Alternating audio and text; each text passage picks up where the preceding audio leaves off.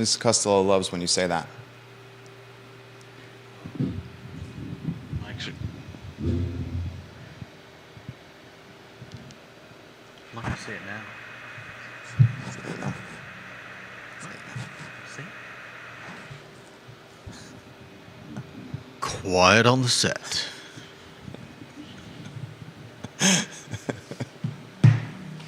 Did you say mics are going hot for Lisa Costello? Mics are going hot. That was good. Was that the radio voice? That's my radio voice. Is that the phone sex operator voice? No, it's not. Keep talking. Say something else. Ladies and gentlemen, we are here today on this historic Thursday. Keep going. I can listen to this. I'm crying. I'm literally I'm crying. not sure how much ad lib I've gotten. No, keep going. Thursday. Maybe we could start each show with an introduction from you, or like, Bruce Buffer does before an MMA fight or a boxing match. In the red corner. Oh, yeah. Do you think you can pull that off? I could write a script for you if you want. It's like the... Keep going. Keep people are laughing. Have you ever seen Better Off Dead? No, I have not. Is it good? Might be a little before your time. It's a great A little John... bit before my time. You're saying we have a generation gap? Yeah? I mean, this is a John Cusack movie. you're slightly older than me. I would say we're basically the same age, right? Except you grew up never seeing Better Off Dead. I have not seen Better Off Dead. All right, guys, we're having too much fun today here in the I Love Seagull set as Judah Wickower is doing his best Bruce Buffer impersonation. We're going to have a good show today. Give the show a like and a share. Give it a like, give it a share anywhere you're watching. We'll rock and roll on the... today's Thursday, right? Thursday. What's that from? Oh, it's like a used car. or like a big Thursday. like stock car racing. Yeah. Sunday at the Southwestern Speedway.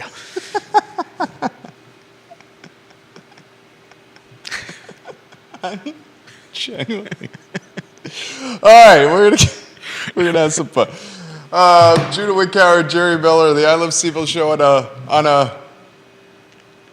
On a Thursday. Okay, ball's in your court. I'll follow your lead. Mike's going hot. Quiet on the set.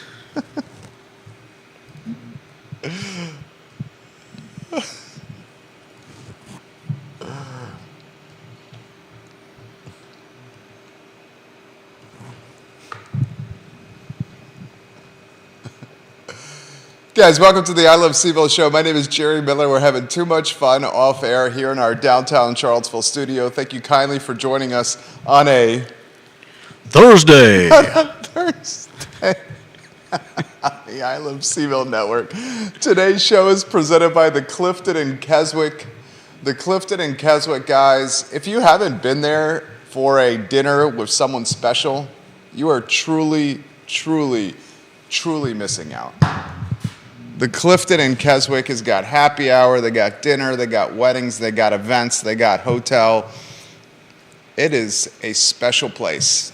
It's in particular a special place if you want to make a memory with someone that you truly love. It's fine if Liza the dog is walking around the set right now. She escaped from her dog house here in the I Love Seaville studio. We love Liza so much. It's completely cool. All right, hey Liza. Do we have a Liza cam? Literally, the dog is sitting next to me looking for a pet. Can we have a Liza cam? Let's see. I know this is asking a lot here, but that's all right. It's all right. She can just sit here. I don't mind. I love Liza. I love dogs. I have a rescue from Caring for Creatures that is sitting next to me as I'm hosting the talk show right now on a Thursday. Lisa Costello, I hope you enjoyed the intro of today's program. We will do this forevermore for you. We know how much you enjoy hearing Quiet on the Set and how much you enjoy Mics Are Going Hot and some of the behind the scenes. I think Judah's putting Eliza. Oh, you do have Eliza cam going over here. All right, we'll cut to the chase. We'll cut to the chase here. We got a lot of quality commentary for you today. I want to talk assessments. Assessments are now starting to really rattle the cage of a lot of people in Charlottesville City and in Albemarle County. I mean, it's going to be costly, even more costly to own a home. So what Judah Wickower and I were planning was to try to cover the assessment chatter from two different perspectives. Judah, a homeowner in Albemarle County. I'm also a homeowner in Albemarle County. Have a fair amount of investment and rental real estate, commercial and residential. There's Liza, the Liza cam right there. Hey, Liza. Look at the screen if you want to see the I Love CVille mascot. This is Liza. She's a rescue from Caring for Creatures. She is undoubtedly the best dog in the world. Liza, sit. That's a good girl. Look at, you're famous. You're on camera. Everyone look at Liza on screen. We love her. Hey, Liza, you can sit right there. No bother. Why don't we welcome Judah Wickower in on a two-shot, and we'll flip in the Liza cam from time to time. Liza, I'm spoiling her with a little back rub, little neck rub, little ear rub. She's quite happy. Somewhere I think my son may be watching the show and seeing the Liza cam and also quite happy. So, all right, we'll cut to the chase, J-Dubs. Two-shot. You came up with this idea. I thought it was a good one. And I think we can have this conversation two different ways. We can look at this from, a layman's perspective and getting the reaction of, someone who owns a house in the area, right? Yeah. Then we can also look at it from a multi-unit owner perspective and a, I don't want to call it nuanced. What's the word I'm looking for here? We can banter back and forth on the assessment increases in Charlottesville and Albemarle County, and I will take the other side for the sake of a talk show. I will cut to the chase. It's going to be quite costly for people to continue owning real estate in this area. And I truly believe the real estate tax rate's going to increase. And when the real estate tax rate's going to increase, that means homeowners, property owners, commercial owners, investment owners are going to get hit on multiple ways from a wallet and purse and pocketbook standpoint. How about we start with this topic here? Increased real estate taxes. Are they regressive or progressive? Some folks call the taxes on real estate essentially a wealth tax. And because it's a wealth tax, it's a progressive tax. I'll try to unpack that a little bit. And I've got an article from the New York Times that I think is the other side of what you're talking about. Okay, so we'll unpack it, and we'll encourage you, the viewer and listener, to chime in on the discussion. If you haven't seen your assessment yet, it's up a lot. Charlottesville City and Albemarle County, depending on where you live, are up double-digit percentage points. Yeah. Lisa Costello said, yes, I did. I was listening and waiting for Judah to say that. It's one of my favorite aspects of the show. Scott Aaronworth said, Liza is easily the best-looking one of the group. Scott Aaronworth, I concur. She's my golden girl. She's such a good dog. Liza Bean. Liza Bean, a rescue from Caring for Creatures in Fluvanna County. Mary Burkholtz is a friend of the program, and Judah rescued her from this nonprofit in Fluvanna. All right, so here's one way of looking at it. Mm-hmm. A jurisdiction like Charlottesville or Albemarle County, it needs money to operate. Yeah. Schools, police, roads, transportation, cleaning, employees, administrative staff, support staff, planning, needs money to operate. Yeah, all those cops that we need to hire, the teachers that we that we're hoping the schools have enough of, the school bus drivers, capital improvement projects. I mean, running a jurisdiction's expensive. You're talking 200 plus million in Charlottesville City, I think, and I'd have to look, right around 500 million for Albemarle County. It's expensive to operate a jurisdiction. Yeah.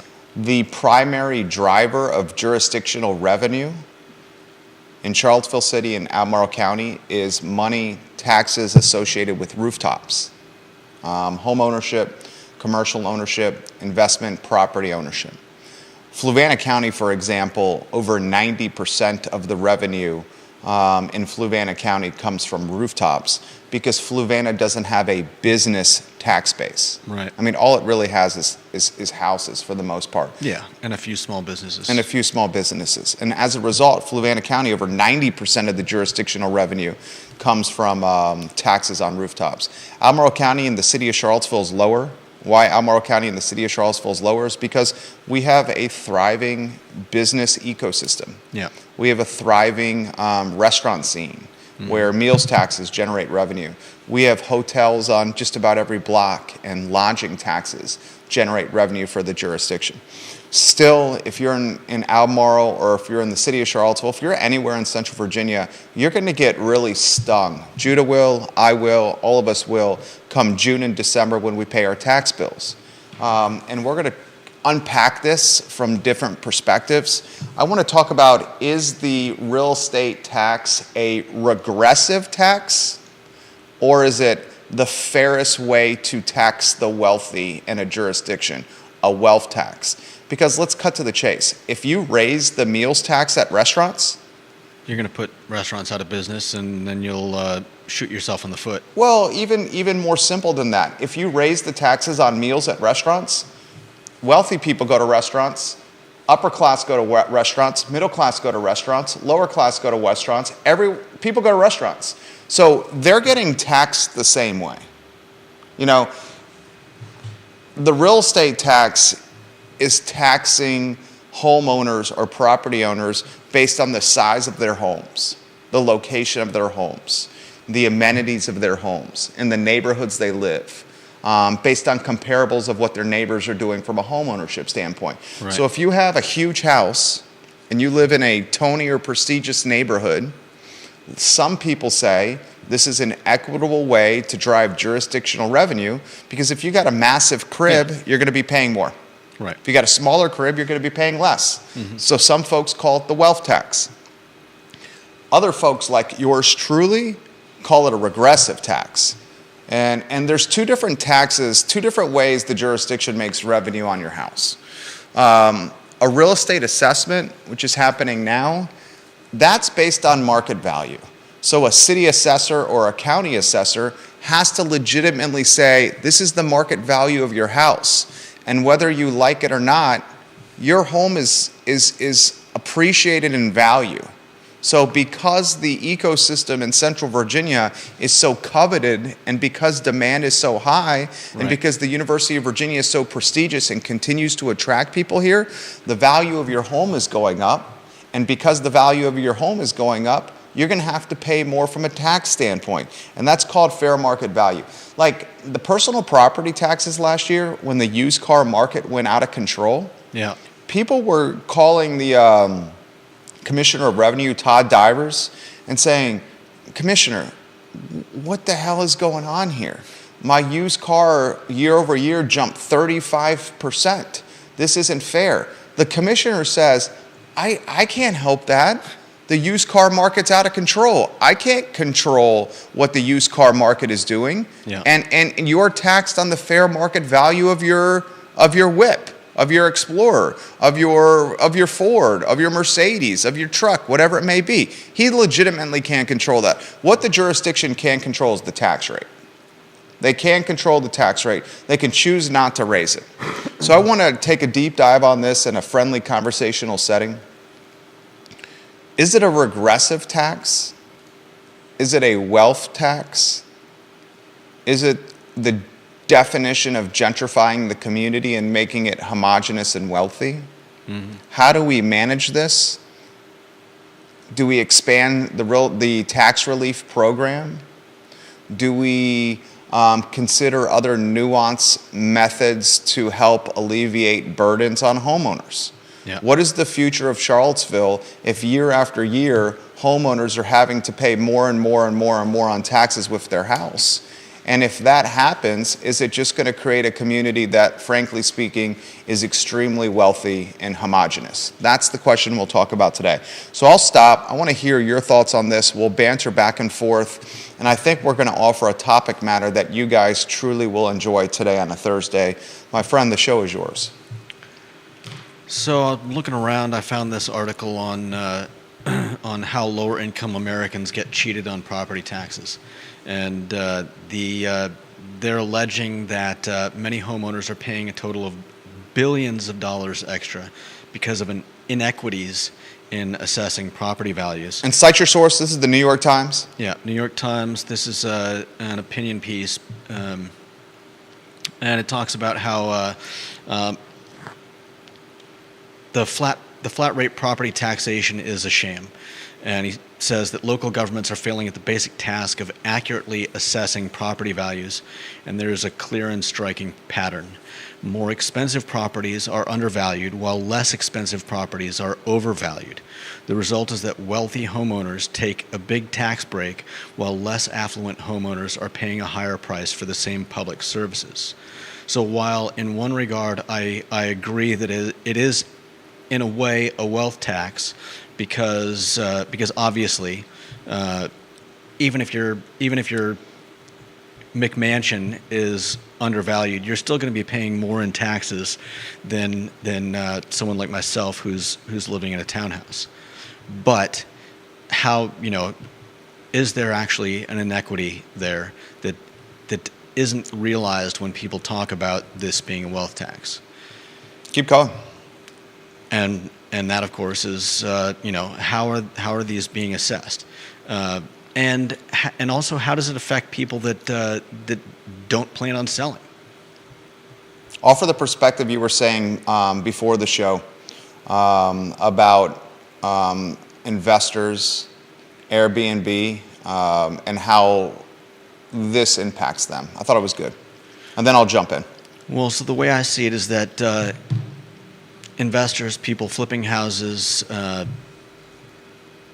people who rent out houses or Airbnb them, they're going to be far less concerned by their tax assessment and the tax rate, because they can always pass that cost along to their tenants or their guests. Yeah.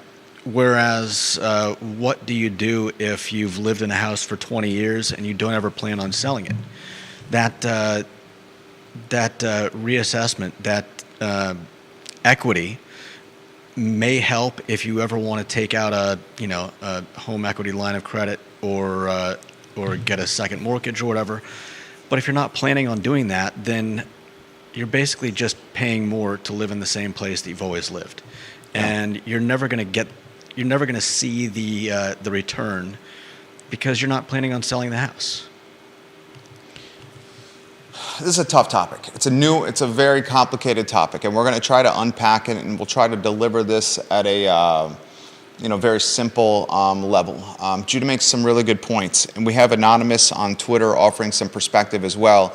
Anonymous, through a comment he's made in the past tied to the previous homeowner at his house. I have a pretty good feel. In fact, I know almost exactly of where he lives, and he lives in a very prestigious Tony area. I'll get to his comments in a matter of moments. I'll take it from a standpoint of being a real estate investor myself, and I'll take it and I'll listen to learn from what the viewers and listeners have, because the comments are coming in already fast and furious. Look, if a jurisdiction raises the meals tax, which they've done in this city, they raised it. I was talking about that with the restaurant owner, mentioned that yesterday. When they raise the meals tax, that meals tax impacts everybody across the income spectrum. Everyone is impacted by the meals tax. It's not a tax that's necessarily...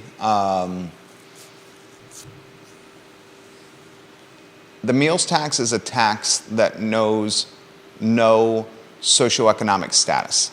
Right. The more you want to eat out, the more you pay that tax. Exactly.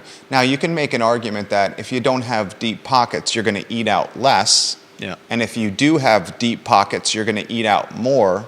So then you can make perhaps the argument that the meals tax does indeed tax the wealthy, because folks that have wealth are more likely to go to restaurants to wine and dine, as opposed to someone that's on a fixed income in between jobs, underemployed, or struggling to meet their bills. They're less likely to go to a restaurant in the downtown mall.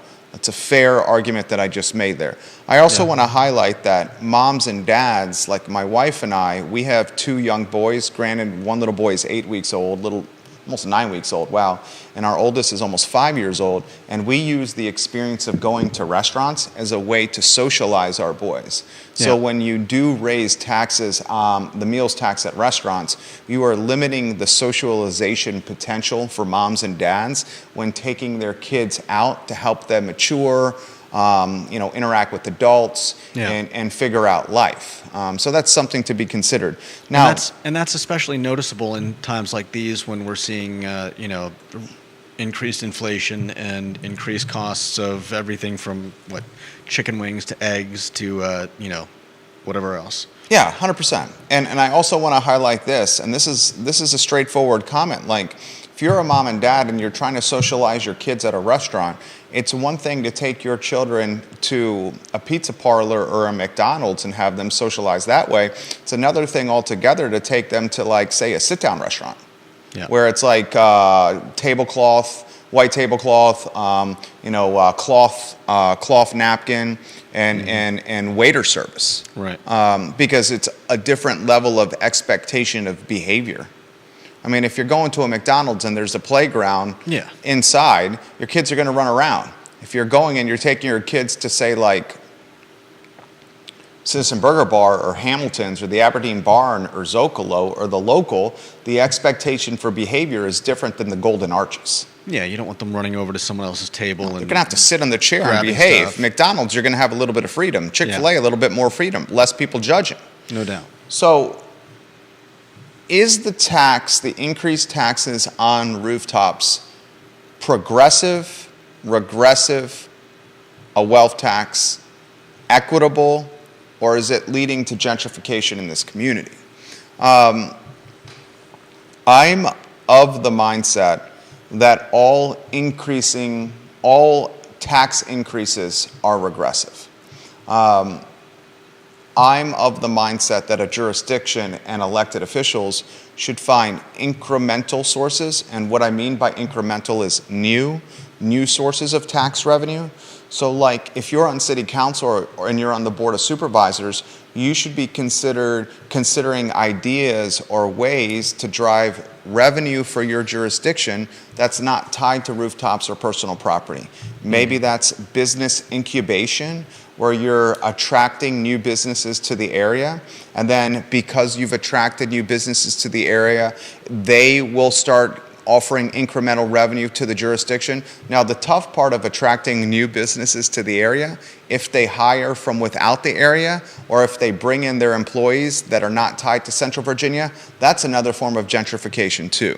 Yeah. I mean, we're seeing that happen. We're going to see that happen with the biotech, the UVA Biotech Hub on Fontaine, and we'll certainly see that happen with the Data Science Center on Ivy Road. This will create additional this will yield people coming to this area, new people not tied to the Central Virginia area, and cannibalizing real estate. They're going to need a place to live, and when they cannibalize the real estate, that's going to displace a local. Yeah. Or that'll create a local having to drive a little bit further because they can't afford the rooftops that are close to the epicenter of employment. And if these people are coming into Charlottesville with a lot of money, because as we've seen in the past, somebody coming from New York has a lot more money to spend on square footage than they would where they came from, then we start to see prices of property rise again. Yeah, and Matt Daring, I got that right today, Matt. Back-to-back days he's commenting. Matt, we don't always see eye to eye, but one thing I can agree on with you is I know you care tremendously about Charlottesville and Central Virginia. and you are very well informed and very well read, sir. And while our ideologies may differ, I do respect the fact that you are so informed with what's going on. Matt, I'm going to relay your comments on air, and Matt, I'm going to relay the comments from Anonymous on Twitter via direct message. The comments are very different. I would love, and I don't know how you feel about this, Anonymous, just put this on your radar. I think a great show would be Matt Daring and Anonymous, the I Love CVille versions of Deep Throat on set, kind of bantering back and forth. That would be fantastic content, and people very much would love what these two guys have to say. Yeah. I'll get to Matt's comment, and I'll get to Deep Throat's comment here in a matter of moments. Look, I can't think of a more equitable way to fund a jurisdiction outside of attracting new businesses to the area, outside of finding new sources of revenue. I can't think of a more equitable way for funding a jurisdiction than real estate assessments and the taxes that come from it. If you have a bigger house, larger square feet, and more land, you pay more to the jurisdiction. If you have a smaller house, less square feet, and little to no land, you pay less to the jurisdiction. I understand that every year that taxes go up on a house is going to impact potentially the lower end of the finance spectrum more than the higher end of the finance spectrum, because the lower end of the finance spectrum may be living paycheck to paycheck and has less savings, where the higher end of the finance spectrum has deeper pockets, more savings, and has the sophistication potentially of finding different sources of income, right? Yeah. If you're working 60 hours a week and you're clocking in and you're clocking out, it's going to be hard for you to develop a side hustle. It's going to be hard for you to figure out the education to do some of the stuff that I'm doing, where you're trading stocks and equities. You're finding additional sources of revenue from that. You're buying condominiums or office space to help supplement additional overhead. Right? But I empathize with folks on a fixed budget. And why I empathize with folks that are on a fixed budget is because I've seen it with my parents, and I also saw it with my grandparents. I often tell the story on this talk show that I was FaceTiming my mom. She likes to see the boys. And one time on FaceTime, my mom, who colors her hair black, she got on FaceTime and her hair was completely gray. And I said, Mom, your hair, why is it not black anymore? Why is it gray? She said, your dad and I are retired and we're on a fixed income, and coloring my hair cost us, almost $100. So we chose to use that $100 from coloring my hair and utilize it for groceries, or utilize it for fixed overhead.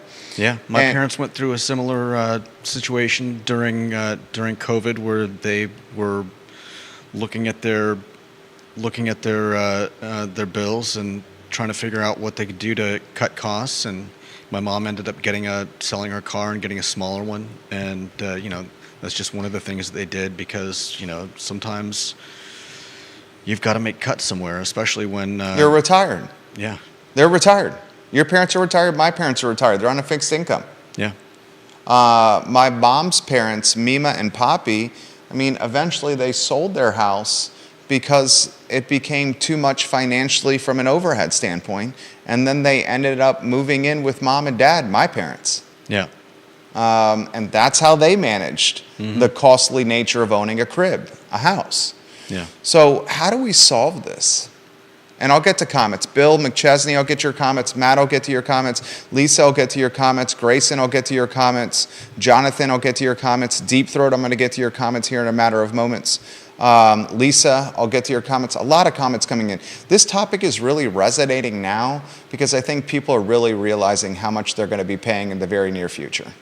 And I truly believe you're going to be paying even more once the city of Charlottesville and Albemarle County raise the real estate tax rate as well. So how do you solve this? How do you keep massive gentrification from happening? We already have gentrificational momentum on the horizon. The data science school, Willow Tree, is saying it's hiring more people, including in Willow Tree is bringing people in from outside the area. The biotech hub on Fontaine Avenue. The University of Virginia has already said there's going to be thousands of people in the very near future coming to Central Virginia tied to the biotech hub and six-figure jobs. We're talking PhDs, heavy hitters, and not necessarily from this area. And they're going to cannibalize real estate.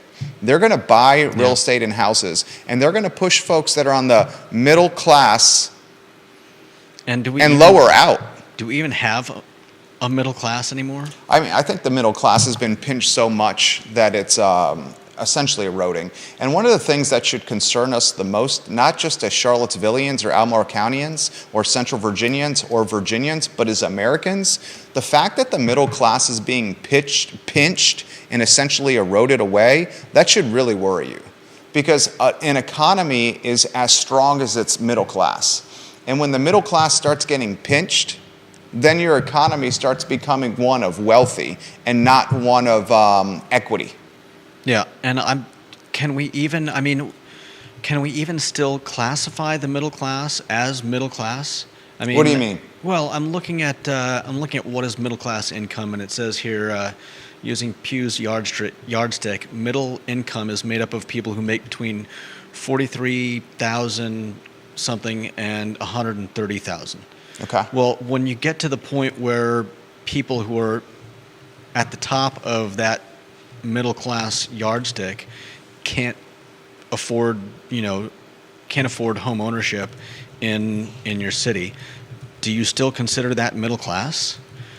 When it gets impossible for the middle class to afford to even buy a home, do you classify them lower then, or does the term middle class even have any meaning anymore?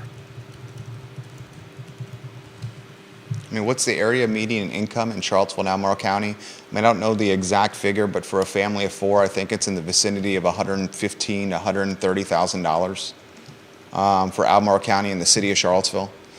So how do you fix it? I mean, is the way to solve this and to manage and to keep gentrification from happening, expanding the tax relief program? And then I'm going to also offer this. If the tax relief program is expanded and you're a homeowner and you're, say, like Bill McChesney is watching this program. Bill has openly admitted on this program in the comment section that he and his wife are retired. They live in the city of Charlottesville. He's the mayor of McIntyre. They're on a fixed income. Yep. They lived in the house for a long period of time, and they have significant equity in their house. Yeah. So if the real estate tax relief program is associated with your net worth, and you've been in a house for almost the full 30 years, if not longer, of your mortgage, then you have an asset. You have an asset, especially in this city, that's probably flirting with $500,000. And then you're probably not going to qualify for the real estate tax relief program. Right. Another thing you could potentially do is to go to Charlottesville City or to go to Albemarle County and appeal your assessment, do an assessment appeal. But be very careful if you do a real estate assessment appeal. Because it could come out higher. I have colleagues and friends that have done real estate assessment appeals.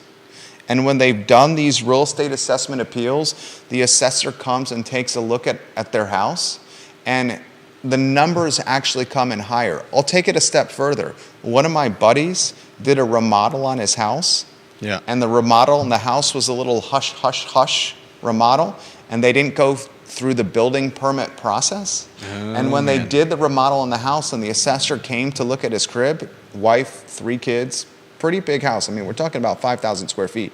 And the assessor looked at the house and said, dude, you got a completely new kitchen and you finished your basement. When we did the assessment on your house, we didn't do it on a brand new kitchen that is clearly over $100,000 or a basement that was finished for an in-law suite. And where is your building permits for all this construction work? Uh-oh. And that created a Pandora's box of significant headache for this family that was way more complicated, way more adversarial and way more costly than just paying the assessment that they appealed in the first place. Right. So they regretted appealing the assessment because they ended up costing them more money, and then they had to deal with the fiasco of not getting building permits for the remodeling they did. Right. So it was a hot mess for them. I'm talking months of mess, and they paid more in taxes because the assessor said, actually, your assessment's wrong. It should be higher. So be very careful with that. Yeah. Be very, very careful with that, especially if you're seeing your neighbors doing a lot of improvements to your house, because that's a comp. Yeah. That's a comp that they're going to base your assessment on. So how do you fix this? How do we fix it? What do we do? What do you do if you're Lloyd Snook? What do you do if you're Ned Galloway? What do you do if you're Donna Price or Michael Payne or Brian Pinkston or Jim Andrews or Diantha McKeel? How do you fix this, and is it truly progressive, regressive, or a wealth tax? Any thoughts you want to offer, and then I'll take a deep dive here, because I have a feeling I may talk a little longer on this one. I mean, I don't know as much as I would like to. I would think if there were a way to what's the word I'm looking for, put off some of the taxes. I mean, I know that this all goes towards, it goes towards schools, and like we've talked about, but I don't know if there was some way to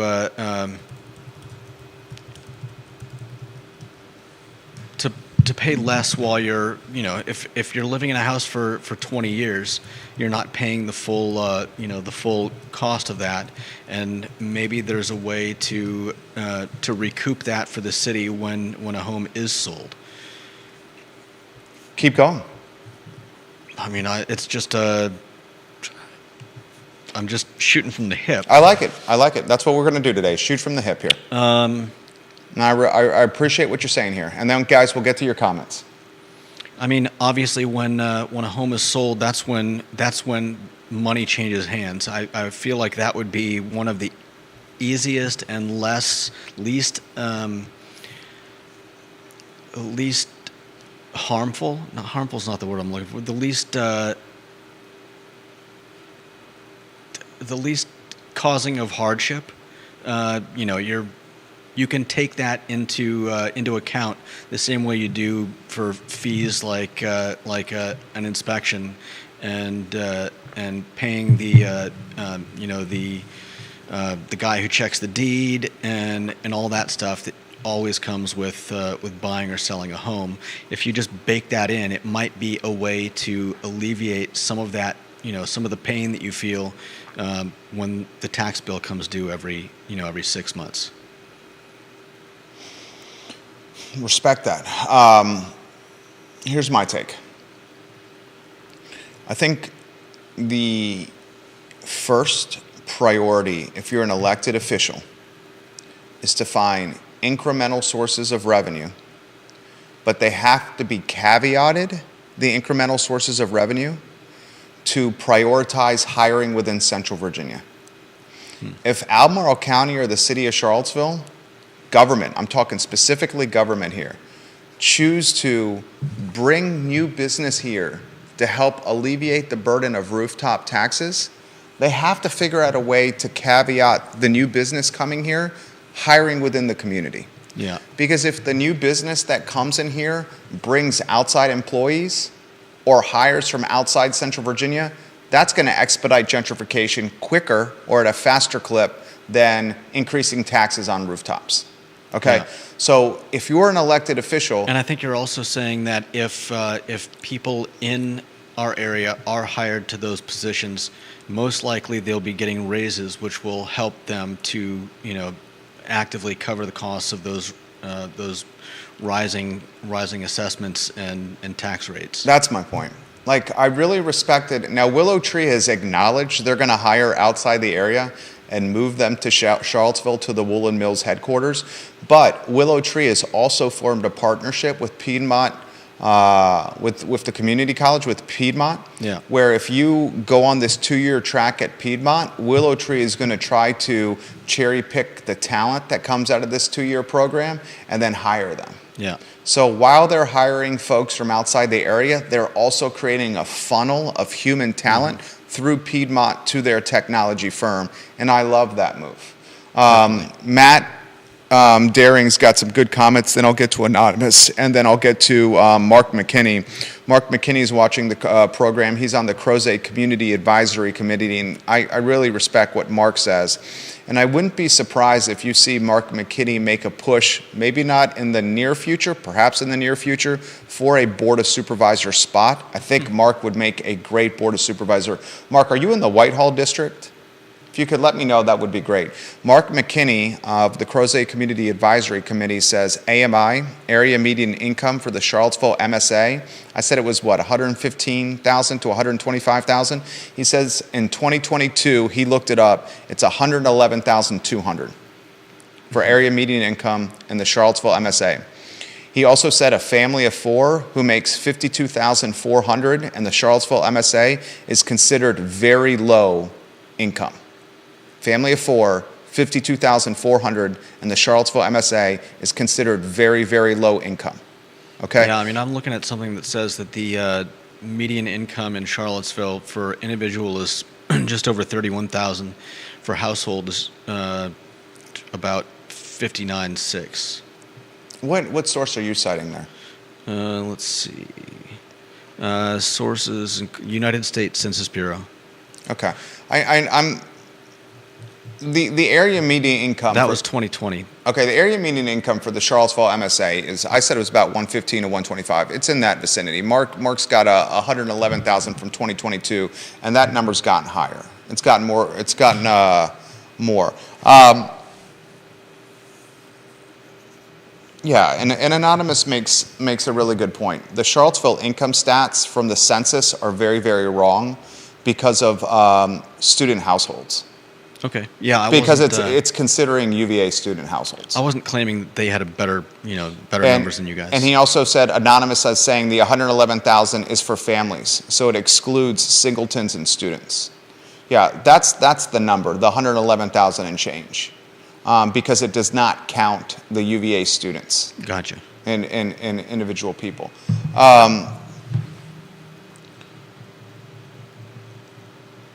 My fear, and I've been very consistent with this fear, is I'm seeing Charlottesville. I'll start with the positive. We have why do we live here? We live here all basically for the similar reasons. I live here because my parents are here, and I love being near them. Well, you are a great son. Your parents are lucky to have you as a son. And I'm lucky to have them.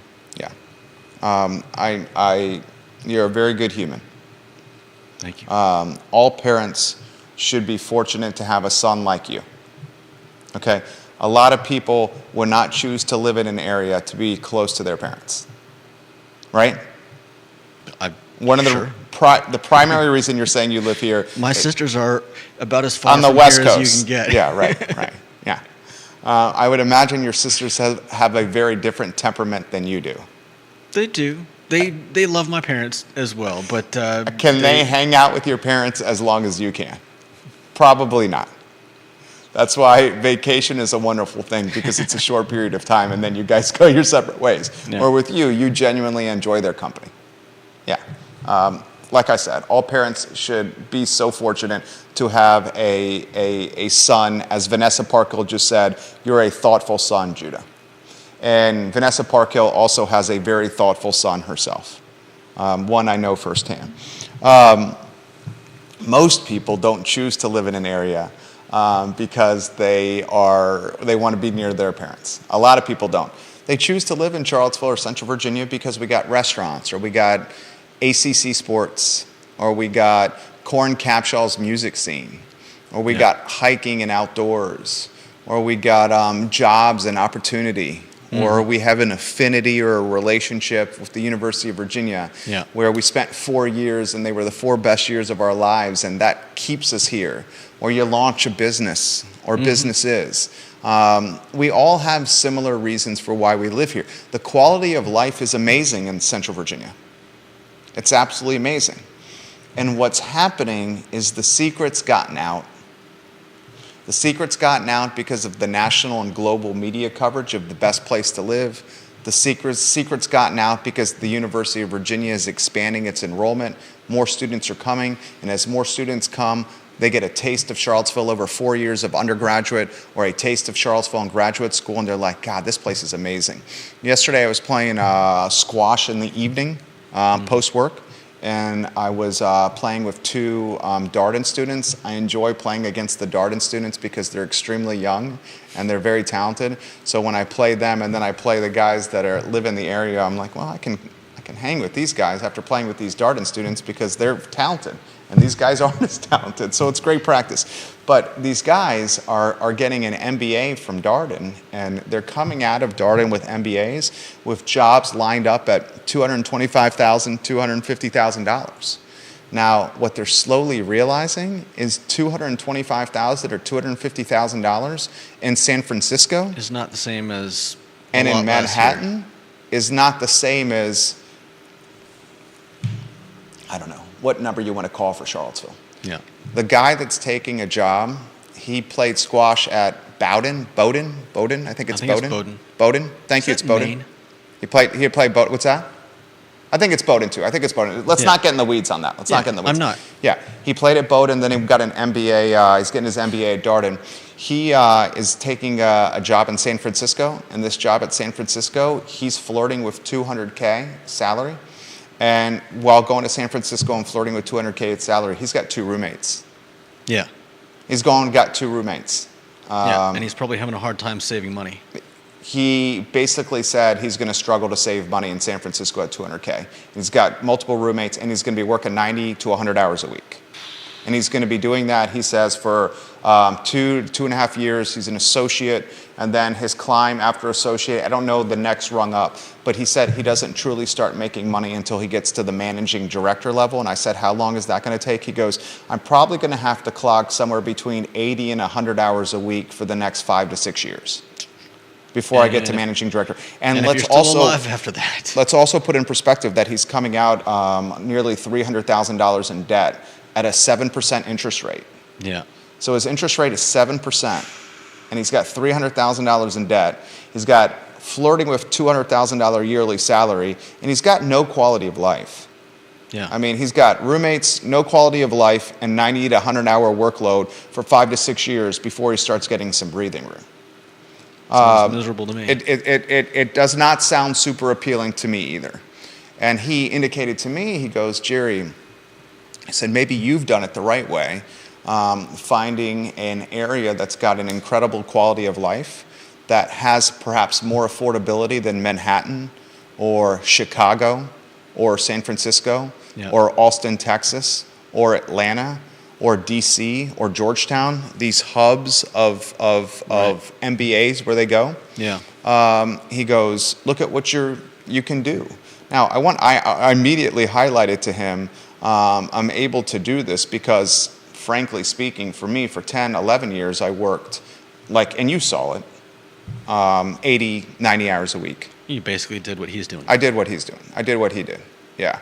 The difference is the affordability here versus the affordability there allowed me to save some money and save that money to put into real estate, and that's really been in momentum. Yeah. So how do we fix it? What do we do, and where do we go from here? I mean, and Anonymous makes a good point. This is a great Woody Fitcham topic. I think the elected officials are going to have to and I'm going to steal a phrase from Keith Smith. There's no silver bullet solution. It's a silver buckshot solution. And the silver buckshot solution is going to be expanded real estate tax relief programs. And those real estate tax relief programs that are expanded need to be branded and marketed at a much considerable clip that they're doing now. I think a lot of people don't even know about them. I think the jurisdictions also need to do a much better job of attracting employers to the area and insisting that the employers that are attracted to the area hire from within the community, similar to that Willow Tree pipeline with Piedmont. Yeah. I also think the elected officials in this area need to prioritize the University of Virginia and get more revenue from UVA. Definitely. You know, Michael Payne tried to do this, the payment in lieu of taxes program, Yeah. or he started floating this into the news cycle, and Jim Ryan and the University of Virginia immediately shot it down. I'd be curious to see this, if this happened. If the Albemarle County Board of Supervisors worked in conjunction with the Charlottesville City Council, and then you had Charlottesville City Council and the Board of Supervisors working on the same front and the same push to get more money from UVA. Because when the University of Virginia, the largest landowner in the city of Charlottesville and Albemarle County, when they purchase properties, They and they essentially take it off the rolls, and all of us have to pay more because of that. Right. UVA is the largest landowner in the city in Albemarle County. As they buy more, it puts more pressure on us. Yeah. Now, UVA will say, not so fast. The economic vitality in Charlottesville and Albemarle County, we're the largest driver of that vitality. So we're bringing in more money for meals taxes. We're and- hiring people, we're paying them well, we're creating a biotech firm, we're creating a data science school, we're doing a hotel conference center, we're doing a lot of these additional things that are driving economic vitality, and that economic vitality is what's keeping your jurisdiction afloat. Yeah. We got football, we got basketball, we got all these sports, we got all these students coming to us, we're expanding enrollment, we're driving jurisdictional economic vitality. So the fact that you're saying you need to go after our taxes on our real estate is not fair to us. Okay? So they make a decent point, the University of Virginia. Okay? But I'd be curious to see what would happen if someone who was elected to the Board of Supervisors, and I'm just talking out loud, if someone who was elected to the Board of Supervisors, maybe it's an enterprising man or woman with a small business mindset that happens to know all the city councilors and happens to know all the Board of Supervisors, is on a first name basis with all of them, and can galvanize all of them in one room and say, hey, Board of Supervisors, hey, city councilors, why don't we pool our resources and our efforts, and let's put a slide deck together, a pitch deck, an Excel spreadsheet, whatever the hell you want to call it, however you want to present it, and say, UVA, as you're buying real estate, this is what it's doing to the citizens. And then they could utilize a platform like this, the Board of Supervisors and the City Council, to push this, this plan out to the community and say, this is how we're going to relieve your tax burden, is we're going to get more revenue from the University of Virginia. I think that is a legitimate plan of attack that's very solid.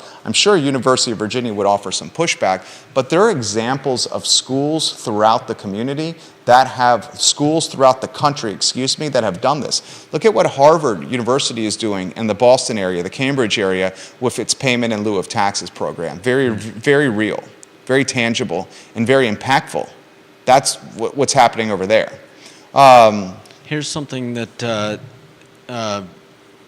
resonates with me, and again, like I said, I know very little about this, but this sounds a little kind of like what I was talking about. California at one point passed Proposition 13 that locked assessments to 1975 market value levels or the most recent purchase price, and restricted increases on assessments to no more than 2% each year. Then, another proposed tax ballot, Proposition 15, created the split roll tax system in which residential property and commercial property would be assessed and taxed under different regimes. Commercial property would be assessed to market price every 3 years, while residential property continued under Proposition 13. And then, like I said, if you could recoup some of that, let's say, deferred taxation to when somebody sells a house, then it's much easier to pull that out of the transaction than it is to get it from someone who's Like, we've talked about living on a fixed income and maybe isn't ever planning on selling a home. But it's still going to burn people's bridges if at the time of sale they have a huge tax bill from deferred taxes. People are going to get pissed off about that. That's fair, but I don't think, based on this, it doesn't look like, it's not like you're paying a pittance. It's not like you're paying half or a quarter of what everyone else is. It's more like you're just not seeing these big spikes of like a 13% rise in your assessment and then getting hit with a raise in taxes, property taxes on top of that. It's an idea. I'm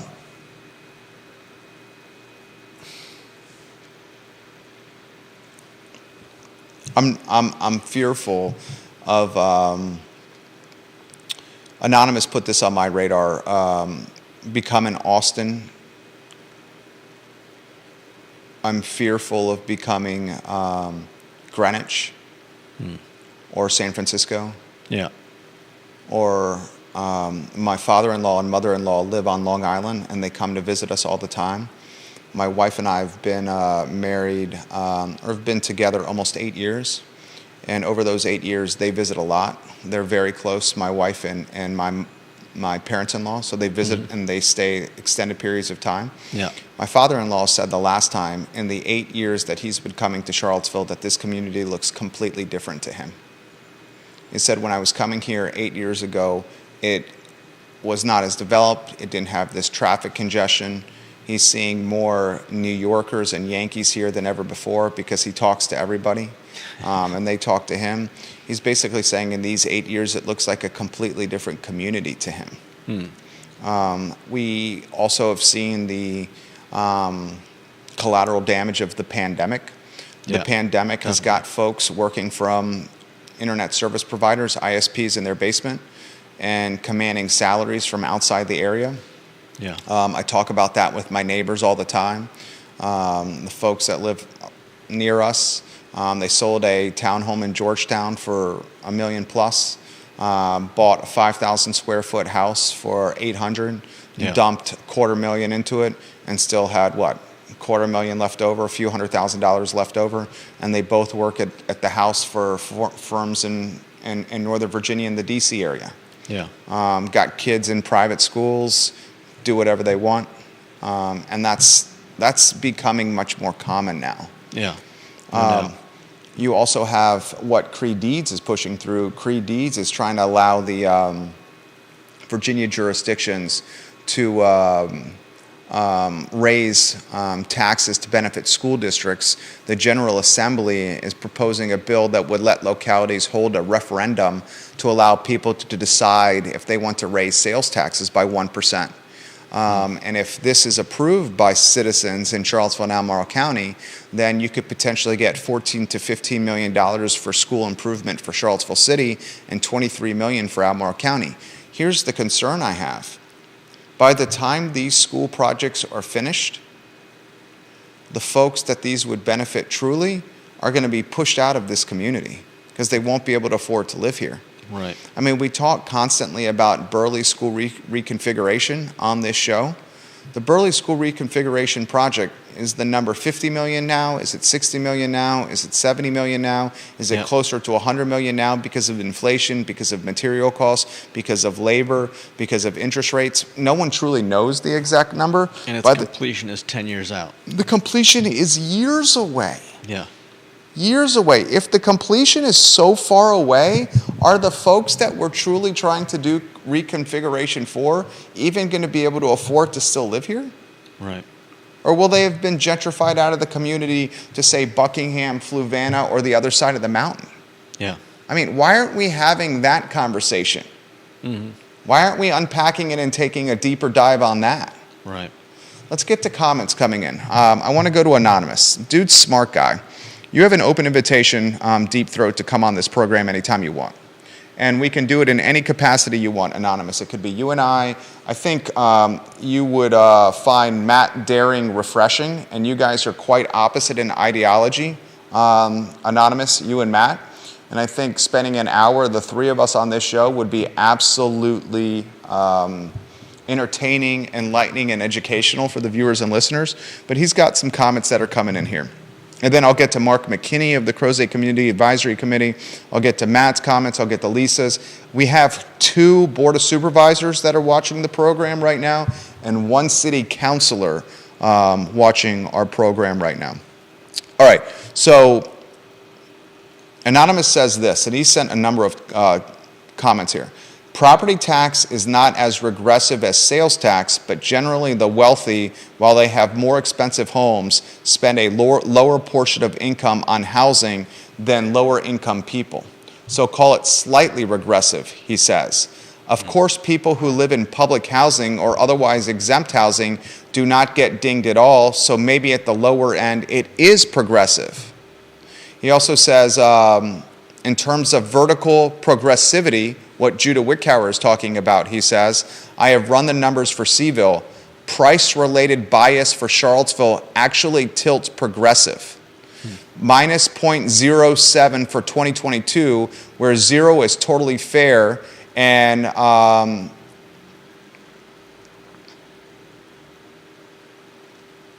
greater than 0 is regressive. Price-related bias is the metric of choice in the International Association of Assessment Officers. He says the Seville City has said it will get, what's that? That's good to know. Yeah. You want to add anything to that? No. I'm appreciating the insight. Okay. He says, any business can say it is driving economic vitality. They pay taxes, though. He's also offered a number of comments. This is a complicated topic to do via comments on direct message. Vanessa, I'll get to yours here in a matter of moments. I want to get to Matt's here. God, there are a lot of comments coming in. I see why there are a lot of comments coming in, Judah, because this is all happening right now. Yeah. And people are starting to freak out.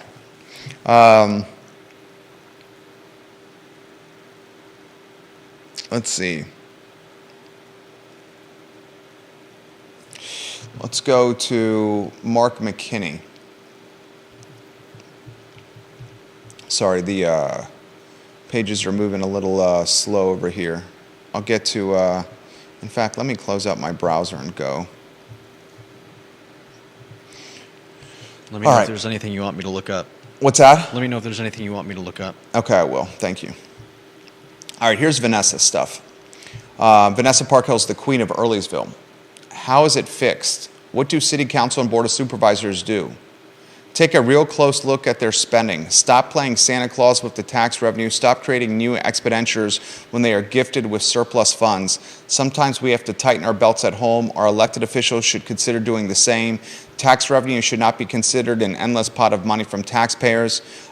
She also says, so if the government is managing these tax relief plans, is the community really getting the most bang for its buck? This approach results in bureaucrats taking their cut off the top and funneling the money where they want it to go, which often leaves many on the margin out of the relief loop altogether.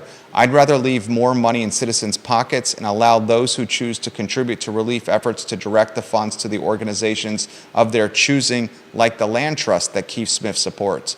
Maybe the more the government gets involved results in much of the angst felt throughout our country, because roughly half the population feels they are not happy with what the government is doing. That's a good comment. Yeah. Mark McKinney, Crozet Community Advisory Committee, says, Jerry Miller, the counter argument to UVA and the property tax is why, as a state school, are families still having to spend thousands in tuition to attend UVA? Yes, there is an economic benefit to UVA, but we pick up that expense in so many other ways. Decent comment from Mark right there. Yeah. Mark, I really like when you watch the show. I think you make the program better, sir.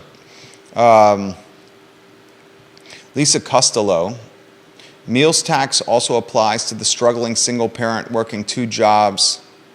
Who can't afford to cook at home. Yeah, that is yeah, you saw that? That have to go through the drive-through because they are exhausted after work. Yeah, I know what she's talking about. I'm sorry, go on. They still pay meals tax at McDonald's as they do at the Aberdeen Barn.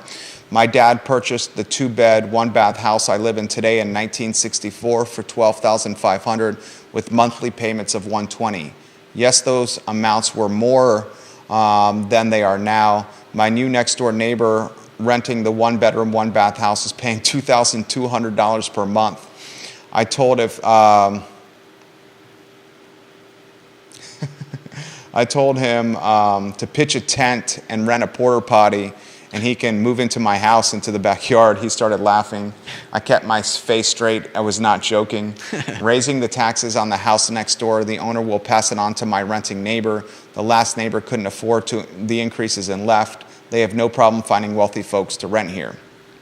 I mean, That's good. I guess. found this astonishing. The Lark or the Landmark, whatever that big tower is, where Hardywood was, or where Skipping Rock used to be on West Main, where Devil's Backbone is going to open a satellite tap room. Yeah. That big tower of apartments is now up to $1,750 per room. $1,750 per room, and you have roommates. You have a common space. It's not private or a studio. It's $1,750 per room, and it's a rent increase every single year. Man. I would be for the Board of Supervisors that are watching here, and you know I respect your anonymity, and the city councilors that are watching the program, I would very much encourage you guys to keep the tax rate either the same on real estate or see if you can figure out a way to lower it. And the reason I encourage you to do that is folks are really hurting right now. We're hurting all for the same reasons, whether it's gas or groceries, whether it's clothing, whether it's just the necessities we need to survive are just way more costly now. Mm-hmm. I mean, look at the cost of a car. Yeah. Look at what adjustable rates. Look at what Jerome Powell is doing by raising rates. Credit cards are depending on your credit score. Some folks have APRs that are 23% plus. Where they initially started accruing that debt, the APRs were 15-16%. Mm-hmm. A 7 to 8% delta in APR is massive. Yeah, it's massive for people. And the effect is outsized for small businesses as well, because they're less easily able to absorb the extra cost of servicing the credit. I mean, I'll put it in perspective here. A lot of people think the primary thing we do here is the I Love Seaville network and these talk shows. It's not a top 5 income stream here. It's fun. We understand the responsibility. I never anticipated it morphing into what it has. It drives revenue, strong revenue, really good revenue. It keeps extreme visibility for the companies, which attracts business to the other companies we're running out of here. Mm-hmm. But when it comes down to it, what this firm does is we're an advertising agency and a real estate holding company. That's what we do. Those are our top 2 streams.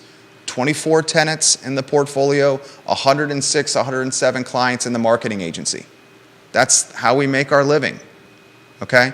And if I told our clients, look, I need to raise you guys 15% year over year on the retainers we're charging you, our clients would say, dude, we can't afford that, or dude, that's insulting. We're not going to do that. Or they'd be like, peace, see you later, we're going to somewhere else. Yeah. I mean, there are some years where I don't even raise our clients. Legitimately, there are some years where I don't even raise our clients with the retainer. Yeah. And what I then have to do is, because you get raise every year, right?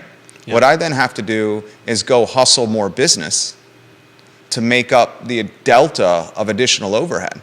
Mm-hmm. And we do that. And we've been doing that over 15 years. We've been fortunate. But a small business isn't going to be able to pass the overhead to the customer. The customer is going to be the additional overhead. The customer is going to revolt and take their business elsewhere. Mm-hmm. Unfortunately, not all small businesses can just say, I'm going to hustle new business. I'm going to find new clients, right? Yeah. Not everyone has that skill. And we saw what was that picture that we showed? Was it chicken? chicken wings. It was French fries. Yeah. Angelique Hawkins with the French fries. Yeah. She was talking about 45% increase on French doubling fries. The price, yeah.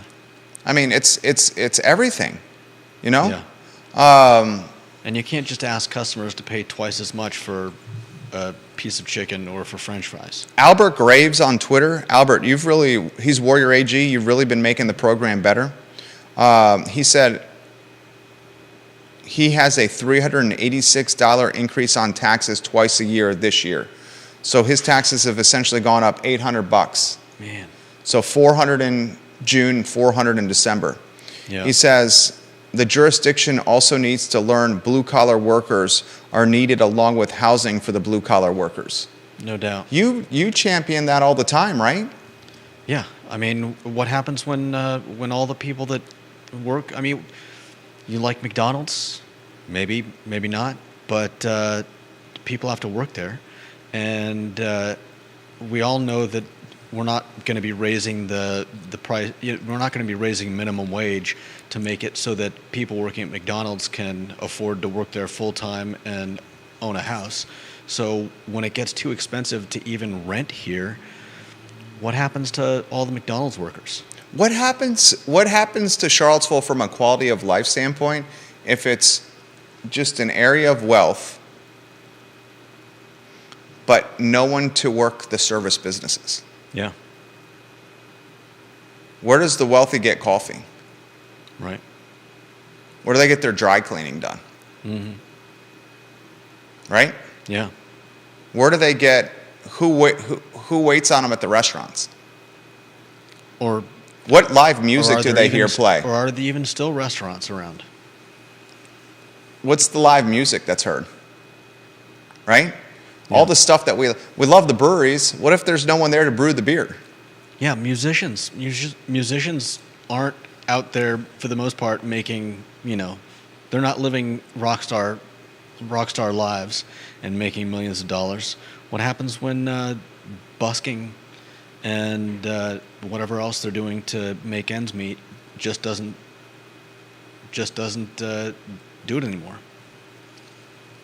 What happens when we run out our artists and musicians and the rest of the low income wait staff, McDonald's workers, people at people working a register somewhere?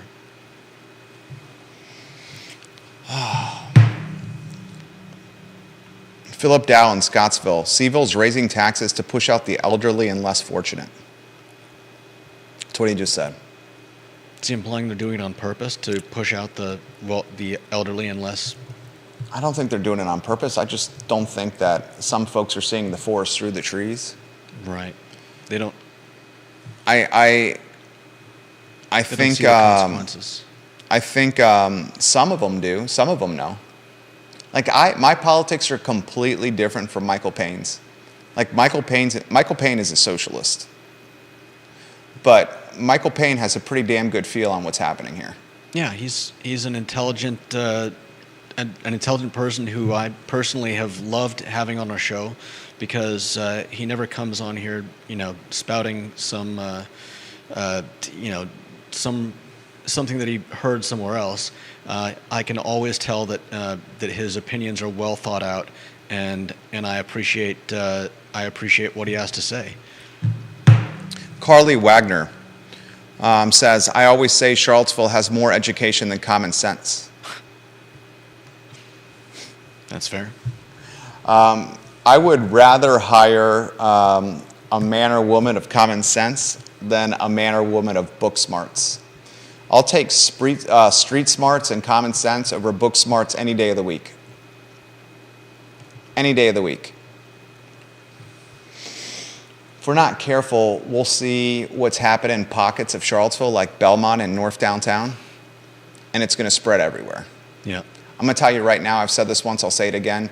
Charlottesville's Fifeville neighborhood in less than 10 years is going to look completely different. Yeah, I believe it. Like, where else, if you were trying to buy an affordable house in Charlottesville City, where are you going to buy one? You got the Fifeville neighborhood, you got maybe the Star Hill neighborhood.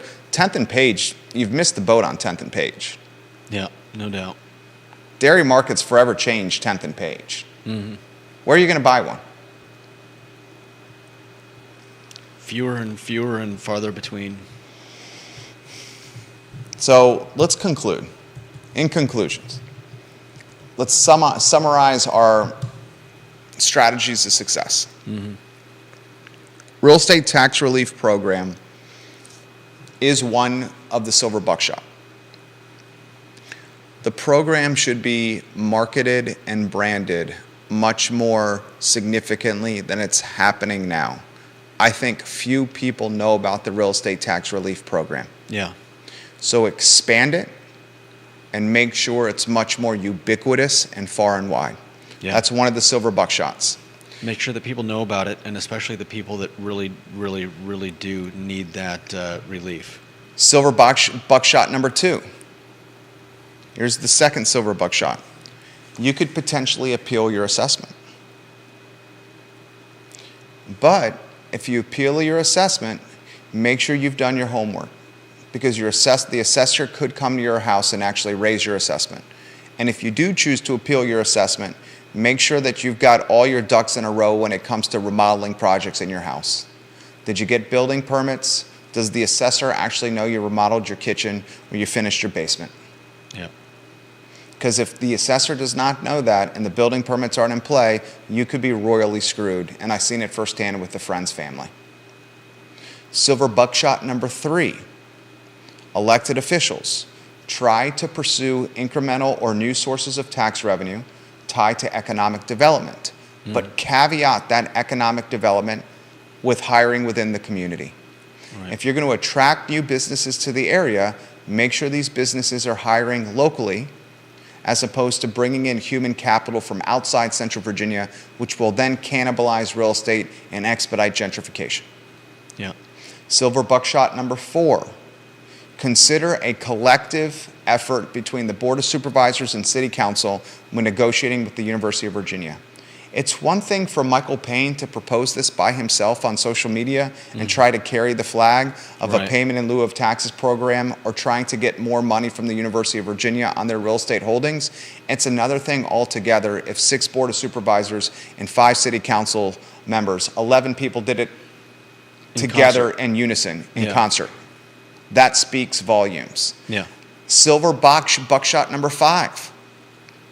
If you're going to do the bargaining or negotiation with the University of Virginia, the largest landowner and building owner in the city and the county, make sure it's extremely visible from a public standpoint, because there's few more impactful influences than the public. Yeah. If the public gets behind something, power in numbers trumps wealth. No doubt. There's 2 kinds of power. There's the power that comes with money, and there's the power that comes from having the populace in your corner. Vox populi. The populace in your corner always is more influential than the power that comes with wealth.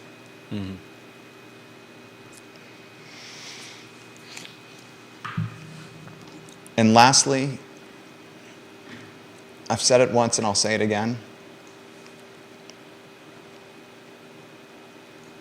This is a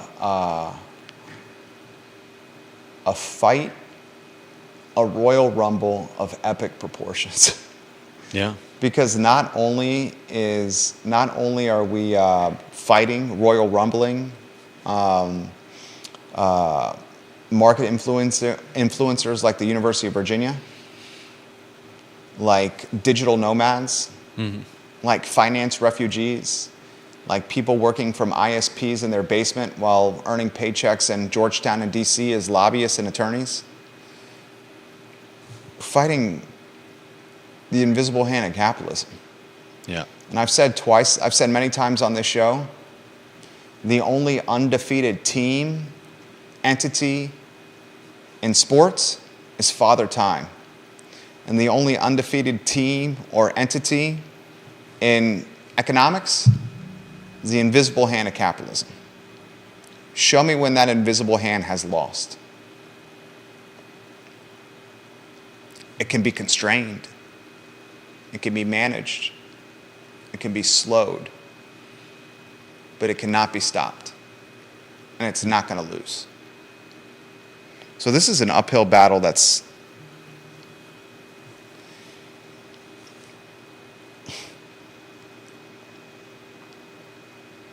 brutal. Of the silver buckshots that I offered, I'm curious of how 6 board of supervisors and 5 city councilors, led by 1 or 2 people, galvanized by 1 or 2 people, maybe one of them has a massive digital platform that can communicate with the public what the councilors and the supervisors are doing. I wonder what that kind of pressure would do. Yeah. We could help provide that kind of. I wonder what that would do. Yeah. How would the University of Virginia respond to 11 elected officials working in concert with each other, and then that effort clearly spotlighted on a massive platform for the public to engage with and then follow suit? Yeah. Very curious. All right, that's today's show.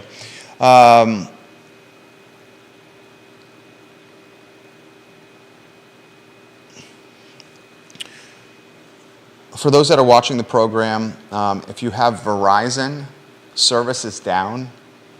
I have received a direct message from someone on Twitter that knows what's up. He says apparently a construction crew member cut a fiber cable in town that's affecting towers. The Verizon network is aware and no notice when Verizon cell service will be restored. So if you're a Verizon cell phone user in this area, which I am, you got no cell service right now. It's rough. Dude, you know how much time I spent on this thing. This right here is like, this is another employee. This is another team member right here. Can't make calls. And the only thing I can do is text people with... it's like an external organ for you. Yeah. Dude, I spend 10 hours a day on this. Literally. I believe it. No, literally. I can only text people with blue bubbles, iMessage. When cell service is down, iMessage is critical. If anyone that's not on a blue bubble, an iPhone, I can't text you. Wow. Like I couldn't, you're not blue bubbles, are you? Are you iPhone? Yeah, I'm iPhone. Okay, you're blue, yeah, you are blue bubbles. I take it all the time. That's why I'm texting you. One thing I want to talk about tomorrow is how do these small businesses, thank you, Philip Dow. He said, good show today. Multiple people saying good show today. I wonder, this is another thing that I was thinking about on the way to work. Has anyone seen Albemarle County and Charlottesville City completely littered with signs along the road? Like we joked about the Hangry Hut having signs everywhere. We've talked about it. And it's not just the Hangry Hut. I hate to call them out. Right. Because I know they're a small business owner. When I saw their sign, there were at least, I'd say 4 or 5 other signs right there with them. I believe it was on 250, right where hydraulic connects. I saw a 5-star painting sign on the way. How does Albemarle County and the city of Charlottesville allow small businesses to put all these signs in the ground on their own accord? There's no way they're getting permitting for this signage. No, of course They're not. just going and paying whatever the cost is for their signs, burying them in the ground and hoping they don't get caught. And then I do this all the time. They ask for forgiveness instead of permission. Right. But it looks trashy and littery. I'd like to know if anybody has seen the Hangry Hut signs around still, because the ones that I remember the last time I saw them had to do with the grand opening, and that was weeks ago. I saw a elect Josh Thronberg sign. Wow. How did that get missed? That's December, January. That's almost 90 days since the election. And the Josh Thronberg sign is still up. Yeah. How is that allowed? I'm wondering whose job it is who enforces that? Yeah, who would go around and you'd have to You have to keep track of each different kind of sign as well. I mean, drive around town, that's one Hangry Hut, one Thronberg, one, whatever. Incremental tax revenue? Fining people for putting signs all over Charlottesville and Albemarle County. There you go. $20 fine per sign. They're everywhere. And it's the Mayor Giuliani theory. Broken windows breed more broken windows. Those crampy signs in the ground are going to make more people put their signs down. Yeah. Like the sign that says, "We buy houses with cash," and then has a phone number. Right. Those things are everywhere. Yeah. And they're predatory. And I probably get three or four either postcards or. But that's different. That's direct mail. We're in the direct mail business. We do direct mail for our clients. That's different. That's going to someone's mailbox. Yeah, but we don't send out. We don't spam people. Yeah. No, but that is different. That's mail. They're paying to create the direct mail, paying for the postage, and sending it to someone's mailbox. What's happening with these signs all around town is the small business owner is just going to a sign company, getting them done. And I bet you they're not even going to a local sign company. They're getting them done, and they're just putting them in the ground. Yeah. City of Charlottesville, Albemarle County, have someone drive around town and make note of the businesses that have these signs everywhere and do a cease and desist at first. Give someone a chance. Better yet, why don't you make it known that this is against the rules? Yeah. Get it far and wide that this is against the rules, and then starting on June 1, we're going to start fining the businesses for doing it. Yeah. Because they're proliferating to the clip of litter. And that impacts quality of life. Yeah, no doubt. I thought you did a great job today. Thank you.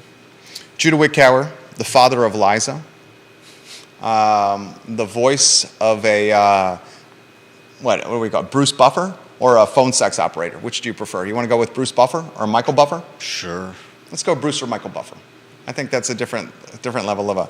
Can we close with the Bruce or Michael Buffer voice of Judah Wickower? Sure. What do you want me to say? Anything you want. You get to pick. I don't know. I thought what you were saying before was great. And that, folks, is the I Love Seville show. Good job, Judah. Join us tomorrow. At what time? 12:30. Judah Wickower, Jerry Miller, the I Love Seville show on a Thursday presented by the Clifton. My friends, we will see you tomorrow. Take care. We should get that somehow where you do the intro before the show. That'd be hilarious. And ladies and gentlemen, I can write a script for that. Sure. Ladies and gentlemen. Connie Sylvester says, bigger fish to fry, guys.